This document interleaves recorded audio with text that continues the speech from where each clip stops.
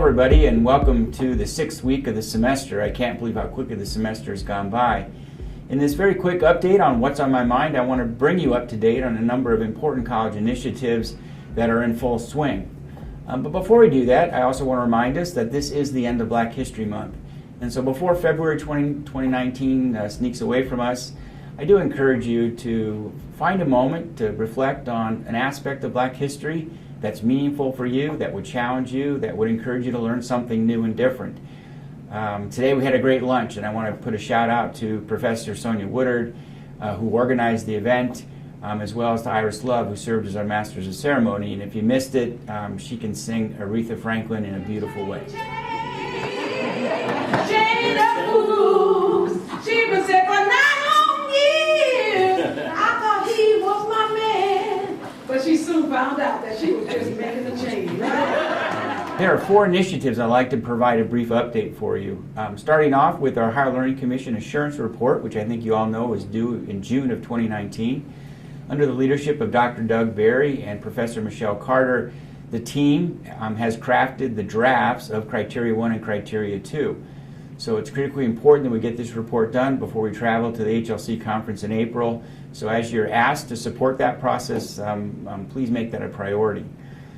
Secondly, under the leadership of Dr. Stephanie Bjork, Professor Lila Pallas, and Dr. Ann Suzuki, the Equity Now team continues to work. We've identified a cohort of roughly 1,300 students, part-time enrolled, tested into DevEd, who are typically at the most risk of creating a greater equity gap, and they're doing some great work to figure out what our next steps of intervention will be to, again, make that commitment that there will be no equity gap at Paradise Valley Community College.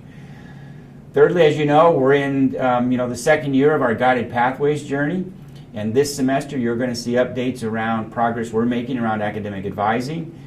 You'll hear more about the good progress we've made as a system around degree mapping, and relatively soon you're going to get a nice preview of the fields of interest and how that's going to be rolled out to students.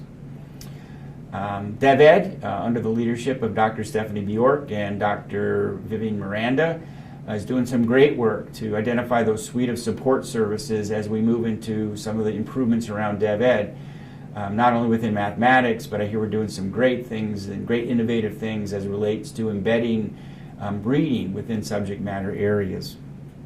As we move into the month of March, I want to put one last pitch out to encourage you to come out and support the Fine and Performing Arts Scholarship fundraising event on March 1st or March 2nd.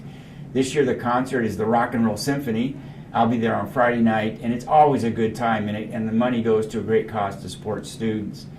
And secondly, as you learn more about the employee giving campaign that will be rolled out soon under the direction of Jesse Wright, I would encourage, as you think about your philanthropic priorities, to consider programs that are important to our college here, whether that be our ACE program, our HOOP program, Closing the Equity Gap, or a scholarship program that's special to you.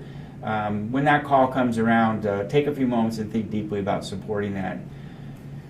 So as we inch closer to midterms, I want to remind all of us that when we started in August, our theme this year was leading and learning with unwavering commitment. And as I've expressed the good work we're doing on these major initiatives and the good work I see happening every day in the classroom and in KSC, is I want to challenge us to keep that energy going as we move forward to completing this semester. We know it's that extra effort that's going to make a difference in students' lives. Thank you. Precious Lord, take my hand.